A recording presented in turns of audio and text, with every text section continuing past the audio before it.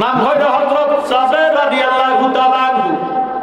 নবীজির পিছনে নামাজ পড়তেন, নবীজিরে ভালোবাসতেন, নবীজির নুরানি ওয়াজ নসিহত শুনতেন। নবীজির কেমন ভালোবাসতে হবে?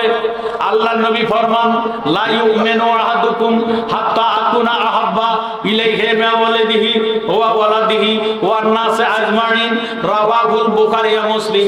নবীজি ফরমান, কেউ মুমিন হতে পারবে না যেই পর্যন্ত আমি নবীজিকে ধন জন মন প্রাণ স্ত্রী পুত্র ভাই বন্ধু নিজের জীবনের চেয়ে বেশি ভালো না পাইবা, এই পর্যন্ত মুমিন হতে পারবে না। সুবহানাল্লাহ। যাদের নবীজিকে ভালোবাসে, মায়া করে, মোহাব্বত করে, নবীজির পিছনে নামাজ পড়ে, নবীজির নুরানি ওয়াজ নসিহত শুনে, যা ওয়াজ নসিহত শুনতো, যাদের বাড়িতে যাইয়া নিজের স্ত্রীর শুনাইতেন, ডাক দিয়ে বলেন, বিবি গো, আল্লাহ আমার নবীজিরে এত সুন্দর বানাইছে, নুরানি চেহারা। কি চেহারা? আল্লাহর নবী, নূরের নবী গো, আপনি নবী আমার মাশাআল্লাহ। আল্লাহর নবী, নূরের নবী গো, আপনি নবী আমার রহমতাল লিল আলামিন, আপনি উম্মতের যাবে গুনাহগার উম্মতের আপনজন। আল্লাহর নবী, নূরের নবী গো, আপনি নবী আমার নবীজি নূর না মাটি? আবার অনেকে কয় মাটি, কয়নি ভাই, এরা মাটির নবী মানে, নূরের নবী মানে না। এরা যখন মইরা যাইব, নবী যখন আসবো, তখন তাদের কবরটা, নবী তো তাদের কবরে আসবে না। তারা বলে নবী মরিয়া পচিয়া গলিয়া মাটি হইয়া গেছে।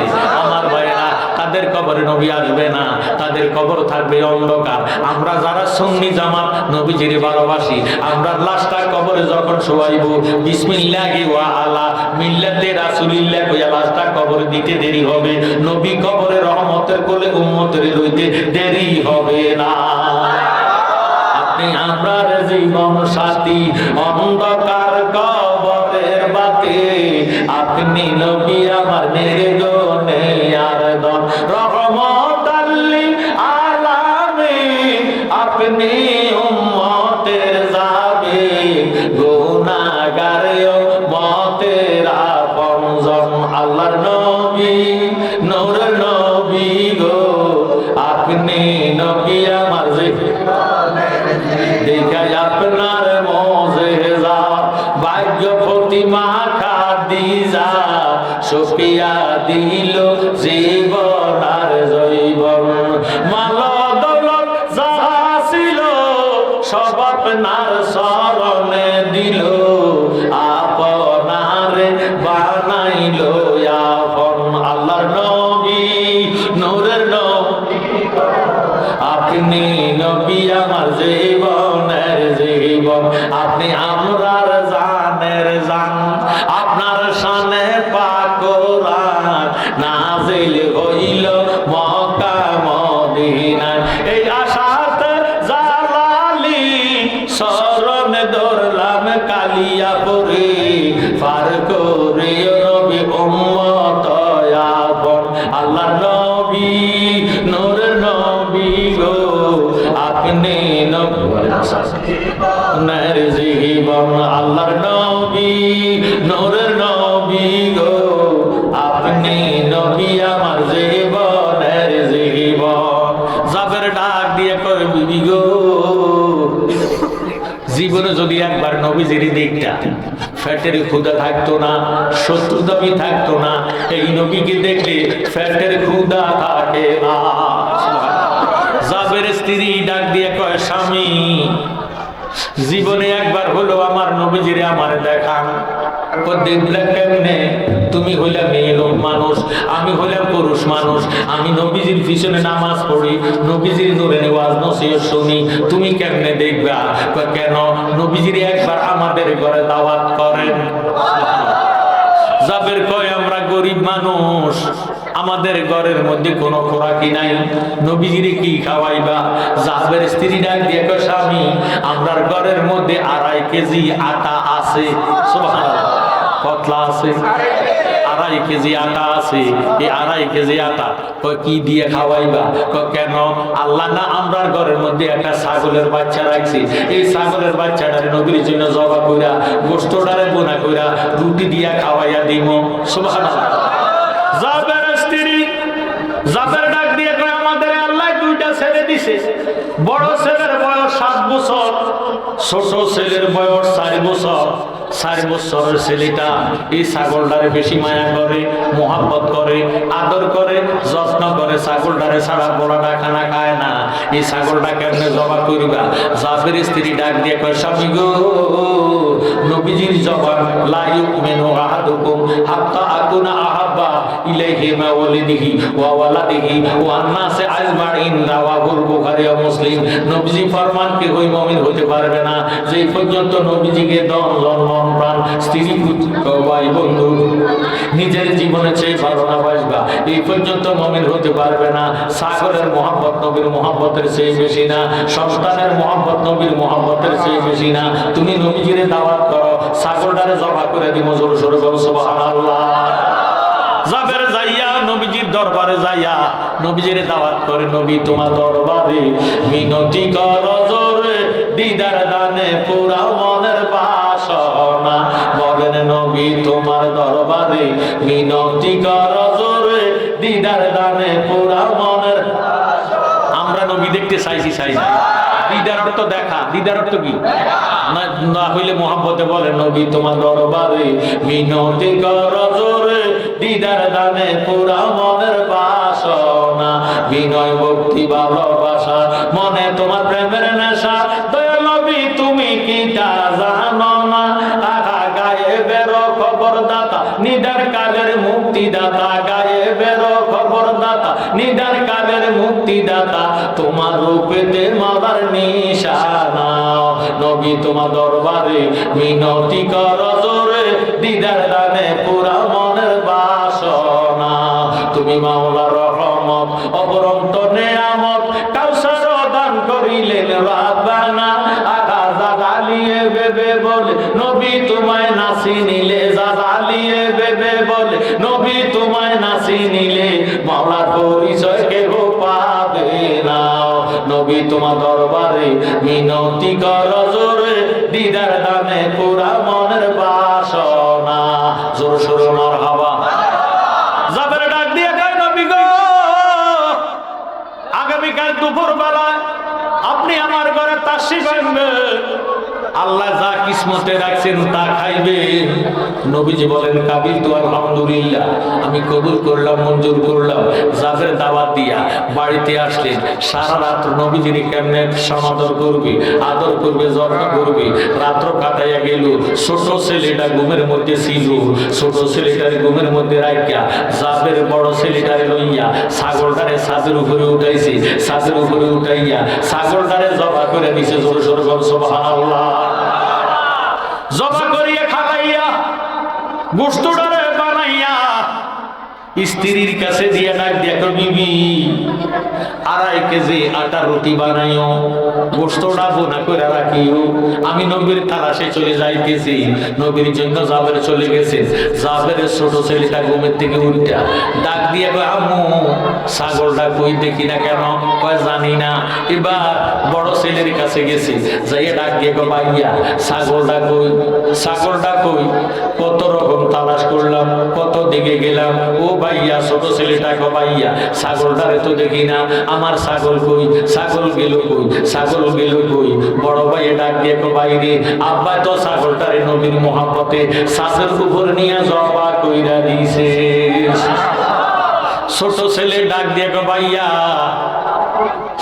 বাবা ছাগলটারে কোথায় জবা করছে আমার দেখাইতে পারিবানি? তাহলে তুই আমার সঙ্গে চল। বড় ভাইয়ের ছোট ভাইয়ের লইয়া ছাদের উপরে উঠলেন। কয় কেমনে বাবা ছাগলটারে জবা করছে, আমার একটু দেখাইয়া দাও। এবার কয় তাহলে তুই ছোট ভাইয়া তুই শুইয়া যা, জমির মধ্যে শুইয়া যা। এবার ছোট ভাই জমির মধ্যে শুইয়া গেছে। বড় ভাইয়ের সুবিধারে হাতে লইয়া ছাগলের মতো ছোট ভাইরে জবা কইরা দিছে। আল্লাহু আকবার।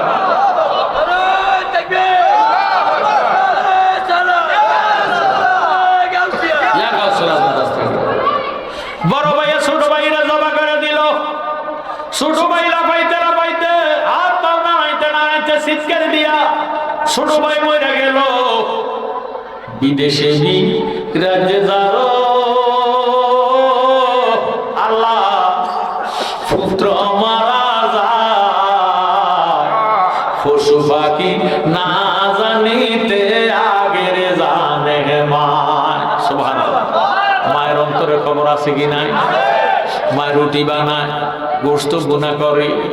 মায়ের ডাক দেখো, আল্লাহ দয়াল নবী আমার ঘরে আসবে, আমার আজকে আনন্দের সীমা নাই। নবীজিরে প্রাণ করে দেখবো, আমার শরীরটা কেন জ্বালা পোড়া করে, কলজাটা কেন শীত মারে, আমার দোনোটা ছেলেরে কেন দেখি না। এই কই আমার চতুর্দিকে তালাশ করতেছে, দোনো ছেলের এক ছেলেরও পায় না। মা এবার গেল ছাদের উপরে যাইয়া দেখতেছে বড় ভাইয়ে ছোট ভাইরে জবা করে পাশে কাঁদতেছে। কিতারে বাবা কান্দোস কেন? আম্মু আমি তো তারে জবা করে দিছি। কেন তুই তারে জবা করলি?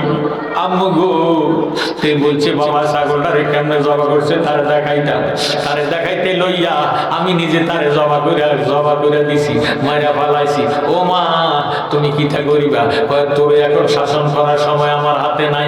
নবীজি আসছে, আমি ফাঁকশা করতে হবে, নবী চলে গেলে তোর বিচার করা হবে। এই দমক যখন মায় দিছি, বড় ছেলেটা ছাদের উপর লাফ দিয়া বড় ছেলেটাও মইরা গেছে। আল্লাহু আকবার। মা নিজের চোখে দেখলেন, লাফ দিল নিচের দিকে। মা দাঁড়াইয়া নিচে এসে দেখতেছে বড় ছেলেটাও মরে গেছে। মায় ডাক দিয়ে, আল্লাহ আমি যদি এখন ছেলের মহব্বতে চোখের পানি বাড়াইয়া কান্দি, আমার ঈমান থাকবে না।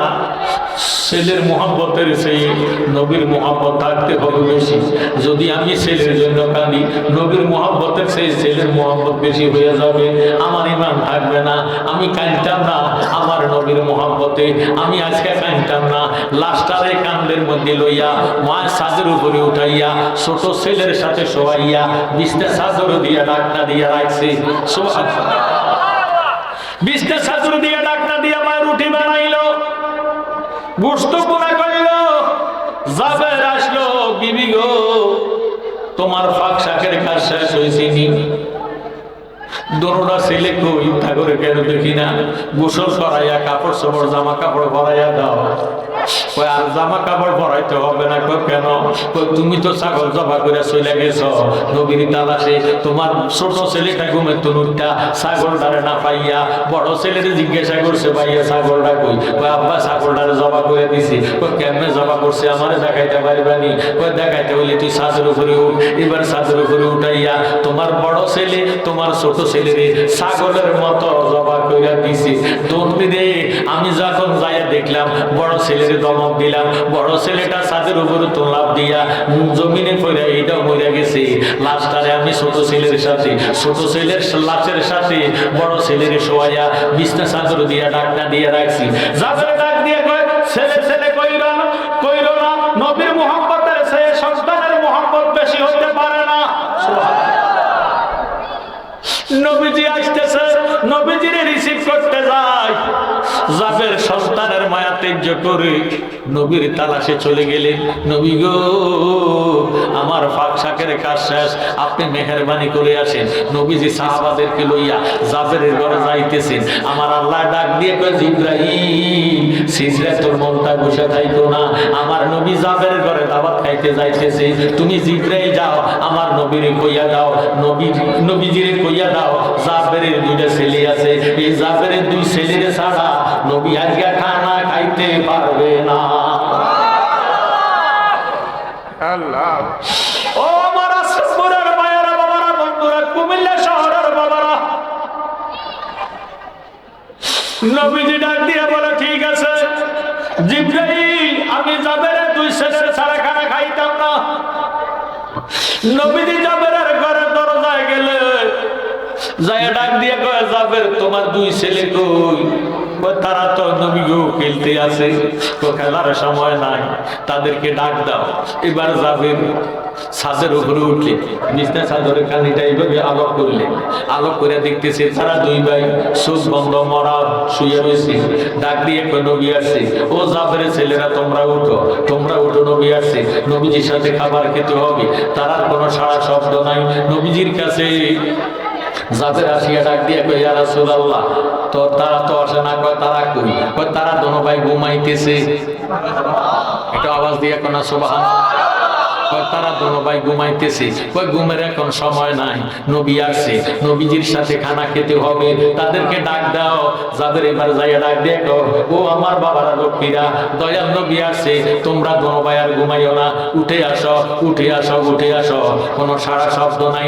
যাদের নবীজির কাছে যাইয়া কই নবী গো কত ডাকা ডাকলাম, তারা তো জাগরণ হয় না গো নবী, তারা জাগরিত হয় না। আমার নবী কয় আমারে নিয়ে চলো, আমি যাব, আমি তাদেরকে জাগাইব, তাদেরকে ছাড়া খানা খাইতাম না।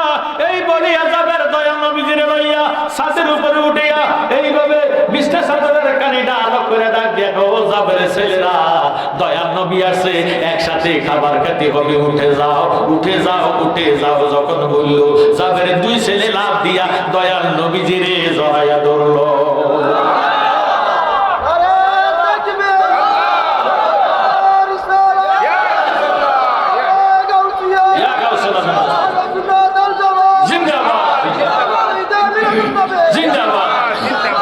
আমার ভাইয়েরা, বাবারা, বন্ধুরা, নবীজি জাবেরের দুই শেষে লইয়া ঘরের মধ্যে ঢুকলেন, দুই শেষে দুই পাশে বসা করাইলেন। আল্লাহর নবী ডাক দিয়ে বলে যাবে খাবার দিতে থাকো। প্রত্যেকের প্লেটের মধ্যে রুটি দিলেন, গোশত দিলেন, প্রাণ ভরে আত্মা সন্তুষ্ট করে সাহাবারা সবাই মিলে গোশত দিয়া রুটি খাইলে। জাবের চোখের পানি ফালায় কয় নবী গো আপনি তো খাবার খাইয়া চলে যাবেন, আমার এই ছোট ছেলেটা ছাগলটারে বেশি মায়া করতো, মহব্বত করতো। এই ছাগলটারে ছাড়া তারে খানা খাওয়ানো যায় না, এই ছাগলটারে লইয়া খেলাধুলা করে। আমার নবী কয় ঠিক আছে, ও সাহাবারা তোমরা যে গোশত দিয়ে রুটি খাইলা, গোশতের হাড্ডিগুলা কি করছো? সুবহানাল্লাহ। ইয়া রাসূলুল্লাহ গোশতের হাড্ডিগুলা সামনে আছে। সমস্ত হাড্ডিগুলা আমি নবীর সামনে আনো। এবার সবার হাত ফাতের সামনের হাড্ডিগুলা নবীজির সামনে আসলো, আনলো। নবীজির ঠোঁট মোবারক দিয়া হাত মোবারক যখন লাগাইলো, বাইরে ছাগলটা জিন্দা হইয়া গেল।